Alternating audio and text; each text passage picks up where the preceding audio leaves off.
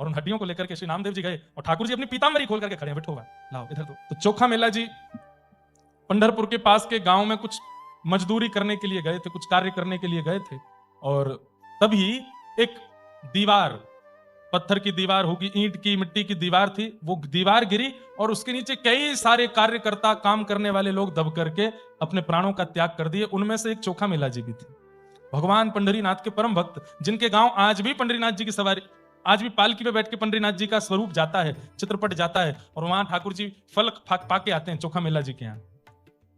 एक दीवार गिरने से उनकी मृत्यु हो गई। श्री नामदेव जी महाराज पंढरीनाथ भगवान के सामने खड़े थे, उसी समय यह घटना हुई और यहां पंढरीनाथ भगवान के नेत्र सजल हो गए। तो श्री नामदेव जी बोले, सरकार जय जय विठोबा, आप क्यों इतने भावुक हो रहे हैं, क्या बात है? तब आपने नामदेव जी से कहा, मेरा चोखा चला गया, मेरा चोखा मेला चला गया, उसके अभी अभी प्राण निकल गए हैं। नामदेव जी बड़े संकुचित हो गए, ठाकुर जी के चरण दबाने लगे, सरकार आप ऐसे रोइए नहीं। बोले, मैं, मेरा बहुत प्रिय है चोखा, वो चला गया, आप क्या इच्छा है आप बताइए ना, कोई इच्छा आपकी हो तो मैं करूं।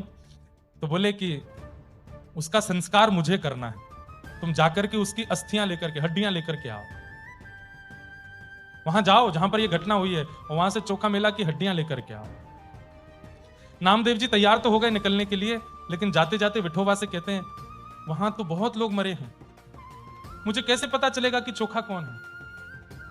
तब ठाकुर जी बोले, वहां जितने लोगों की हड्डियां हैं सबसे कान लगा करके देखना, जिसकी हड्डियों से विठोबा विठोबा विठोबा स्वर निकले, वो मेरे चोखा की, वो लेकर के आना। नामदेव जी गए और वहां मृतक जितने भी लोग थे सबकी अस्थियों से कान लगा करके सुनते हैं, और तभी एक अस्थि पर जब कान लगाया तो विठोबा विठल विठल विठल विठल विठल नाम ध्वनि। नामदेव जी खुद रोने लगे, कैसा प्रेम है कि प्राण चले गए हैं, पर भक्तों के प्राण उनके तन में या आत्मा में या उनके चित्त में नहीं होते हैं, भक्तों के प्राण तो अस्थियों तक पहुंच जाते हैं। और उन हड्डियों को लेकर के श्री नामदेव जी गए और ठाकुर जी अपनी पीताम्बरी खोल करके खड़े हैं, विठोबा लाओ इधर तो, और जैसे ही वो दी हैं ठाकुर जी उन अस्थियों को हृदय से लगाते हैं और श्री चोखा मेला जी को फिर अपने धाम में निवास दिया, उनका अंतिम क्रिया की अपने सामने ही, बिल्कुल पंढरीनाथ मंदिर के मुख्य द्वार पर चोखा मेला जी की समाधि।